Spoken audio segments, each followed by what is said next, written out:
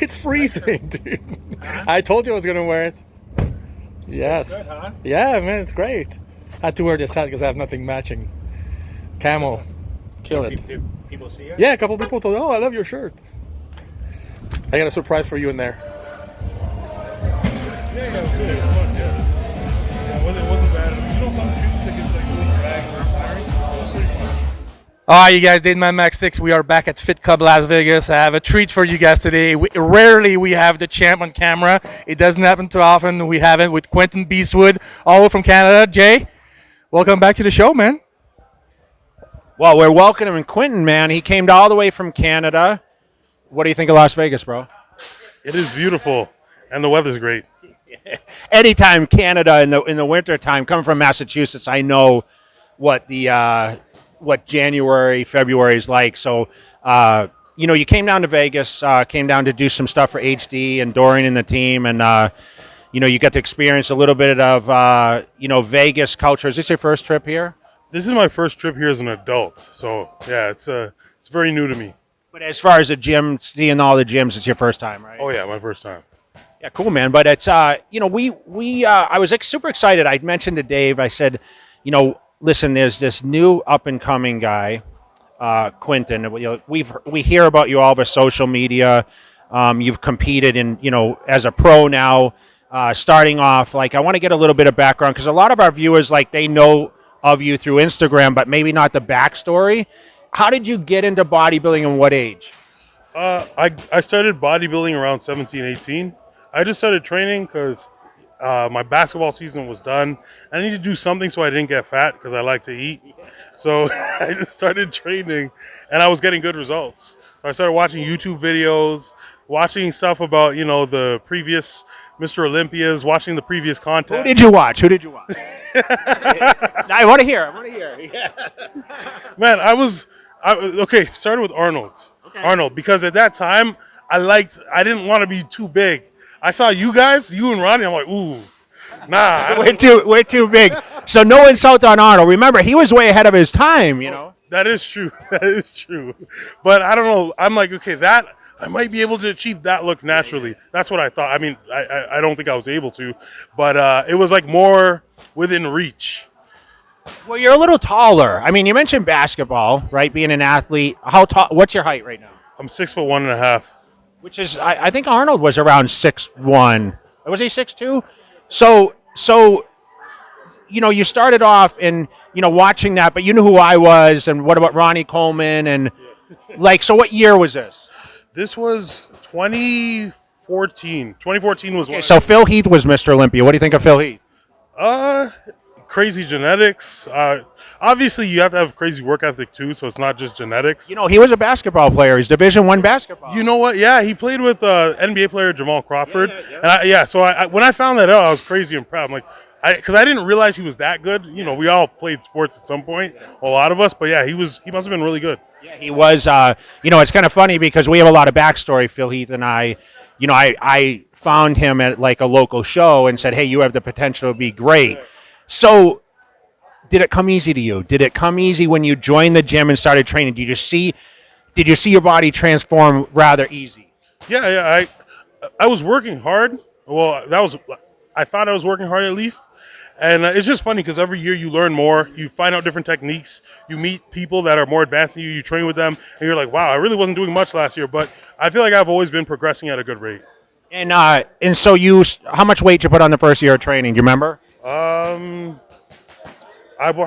think when I first started from 17 to 19ish, I went from 180 to around 220, 230.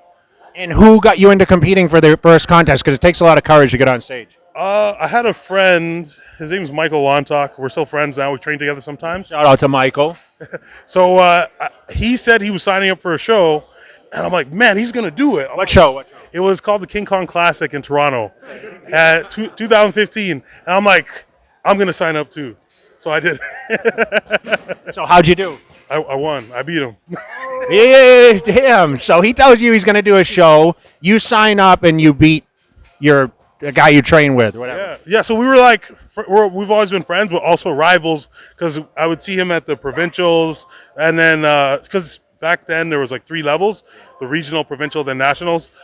So yeah, like it was good because we pushed each other. I'd see him get conditioned. I'm like, I got to get peeled, But back then it's funny because when I look back, I really didn't know anything. I was just Who coached you? How'd you learn how to get in shape? so I had a couple. It's weird. Like I worked with people in the past, and they were just, I don't know. Like I didn't find my first good coach until 2017. His name was Jason Green. And that's when I actually started to learn, okay, this is how you get in shape. You take a little piece of everything. I mean, that's the cool thing about like working with different coaches, and I've been through that experience. Like you do learn bits and pieces, and listen, everyone is accustomed to what their body needs, right? Everyone's individual, right? Yeah, very true. So, yeah, honestly, it was a crazy process. Like, for me, it's still like a blessing. It's an honor that I'm like at the level that I'm at now, and there's so much more to accomplish. You turned pro after how many shows, though? I believe 3. I did 2 regional shows, and then provincial 4 shows. Damn, it's like me. I did 3, and then I got my pro card. I won at 23. What age did you turn professional? I won. It was the day after my 22nd birthday. So 22 years old. You're in the pro ranks. Inexperienced, because I'm sure you didn't have a super experienced confidence. For me, it was like I turned pro so fast. I was like nervous even getting on stage still at that point because I hadn't had the experience. And what was your next step after that? Like, what was your first pro show? Like, how long after turning professional did you decide to compete? Well, I was a lot smaller when I turned pro. So seeing open bodybuilders, it was still like, this was miles away.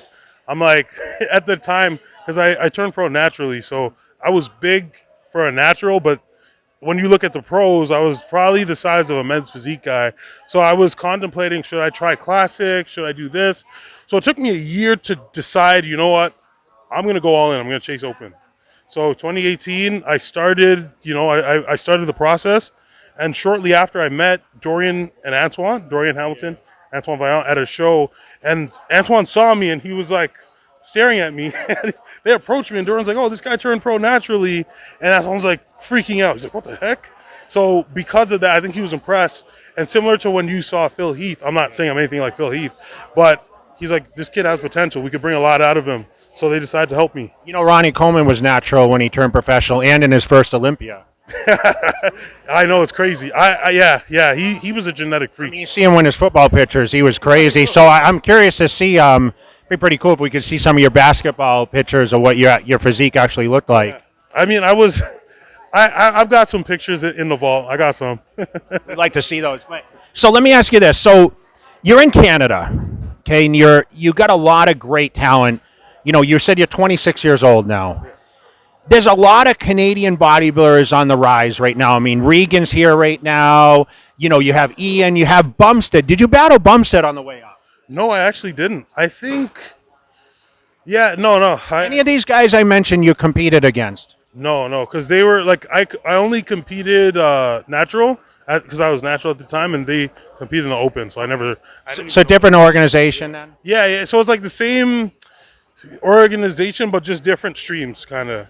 Okay, but the Canadians have come on like crazy the last few years. I mean, I remember like in my era, it was really hard for the Canadians to break through. And it seems like now there's so many guys coming up. And how much pressure does that put on you now as being like the guy that's really coming on? I mean, you're young. You've competed now, and you said you finished second in Toronto. I mean, that's a pretty big achievement representing, being in Canada. What's kind of the feedback now, and do you feel the pressure?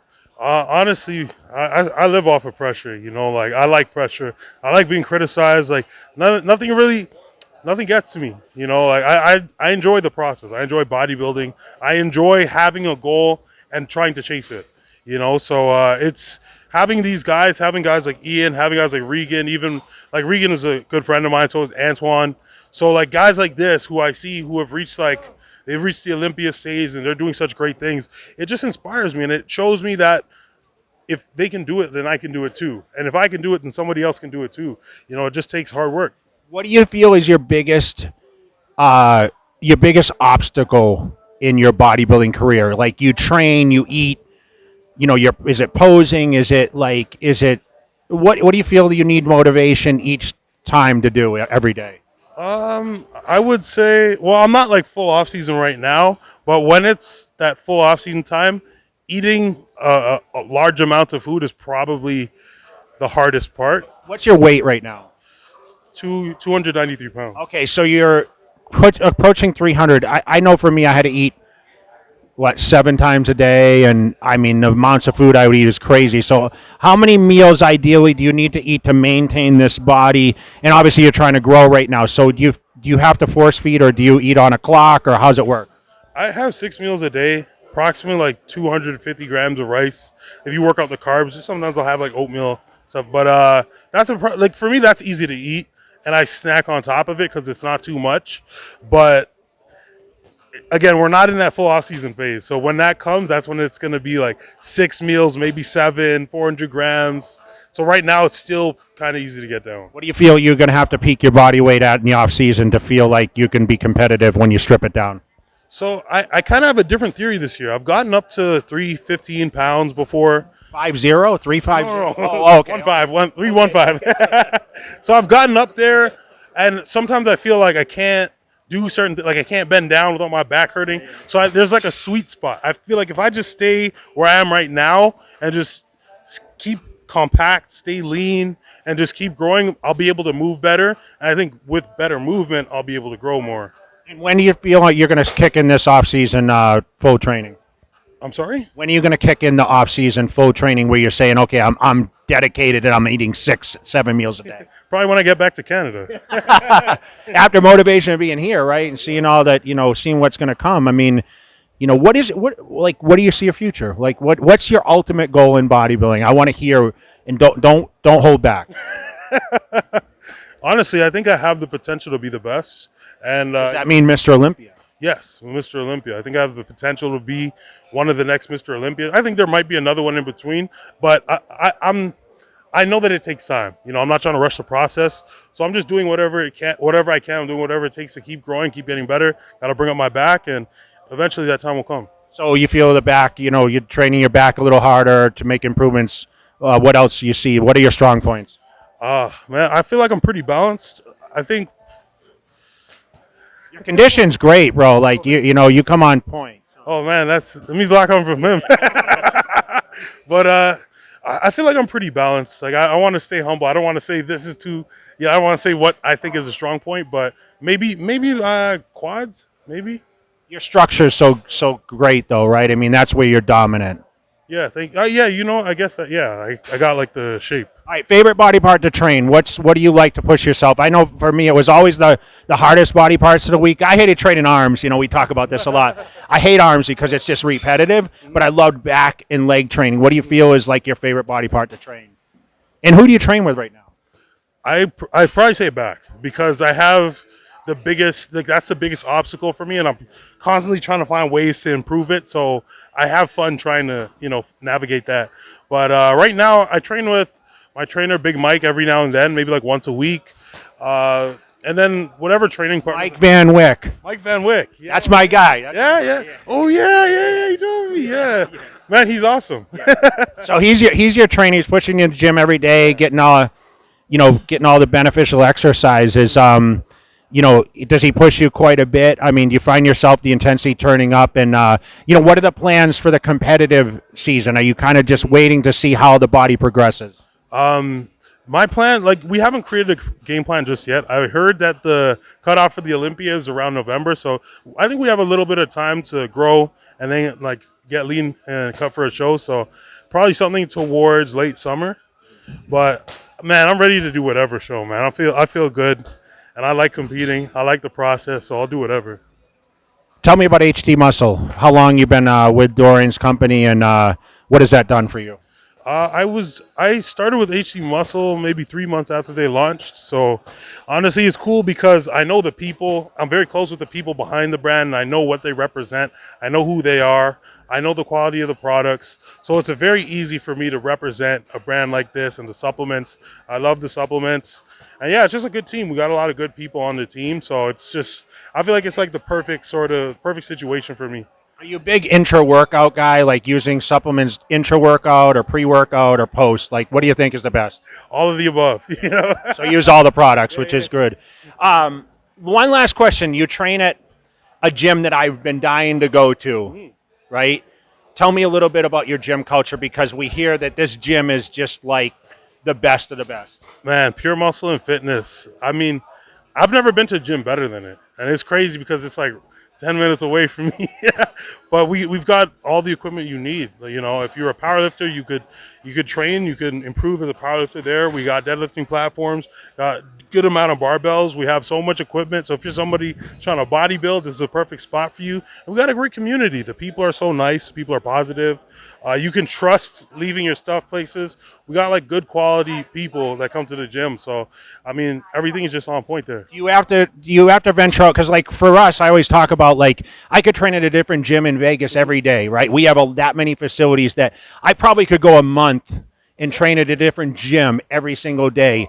Do you feel you need to venture outside, or do you feel like that is like your sanctuary and you're able to do everything inside that? Oh, I could do everything up here, everything. So you don't train anywhere else? No, if I'm home, I'll never train anywhere else really.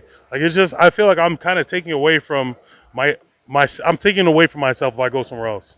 And that's no disrespect to any other gym. It's just, we have everything there. If I travel, it's different though. If I travel, I like to try out different spots. What other figureheads are in the gym? I know Antoine's training there. I know Regan was coming here and there. Who else? Any other guys? I mean, honestly, I miss having Regan there. He was a good training partner. Yeah, me, him, and Antoine used to hit legs, and it was fun, man. Mike would kill us. It was a good time. But we got Antoine. Yeah, Big Mike. We have Robin Strand. He's like another bodybuilder. I can't really think off the top, but we got Antoine Hamlet. He's a classic guy. He went to the Olympia a couple of years ago. We got a lot of good guys there. You get a lot of faces that come in and out of there. Any of the pros come and train? I know Flex Lewis might have been there a couple of times, and is a place that welcomes people to come from out of town to come and train there. Yeah, the hospitality is great. We welcome everybody to come. Sometimes we get guys like that. Like Flex Lewis actually came maybe almost 3 years now. Yeah, before the pandemic. Yeah, so that was right after my pro debut. The day after I did Toronto, 2019, I actually trained with Flex Lewis, and he destroyed me. Well, listen, I want to come up there and train, so I guess I have an invitation, right? Hey, man, you're welcome anytime. Well, listen, we appreciate you coming down, man. And this is, like I said, this is Quinton's first time on JTV. We got a little workout here, and we just wanted to, welcome you on here. How can people continue to follow you? I know you have Instagram. Do you do YouTube, or do you any of those things? Yeah. So you can hit me on Instagram, on YouTube, on Twitter, Quinton Beastwood. I hope someone puts the spelling right here. But yeah, you can find me anywhere, and also on Facebook. All right, so this is JTV for the first time having Quinton Beastwood venturing out to Fit Club Las Vegas. Not the last, because we're going to continue to follow your career. Like I said, the viewers and all our people that are supporters, man, we'll see you again on the channel, and congratulations on all the success. And I'm going to continue to follow, man. I'm rooting for you. Thank you so much. All right. That means a lot to me. Appreciate it so much, man. Yeah. One last word to the viewers out there. Keep killing it, right? That's freaking Jay Cutler. Thank you, guys.